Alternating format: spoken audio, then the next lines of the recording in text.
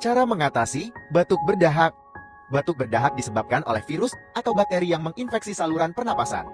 Bila masih tergolong ringan, ada beberapa cara mengobati batuk berdahak yang bisa Anda coba lakukan di rumah, di antaranya minum air putih hangat, berkumur dengan air garam, mengonsumsi madu, tidur yang cukup, mandi dengan air hangat, dan mengonsumsi obat-obatan untuk meredakan batuk berdahak.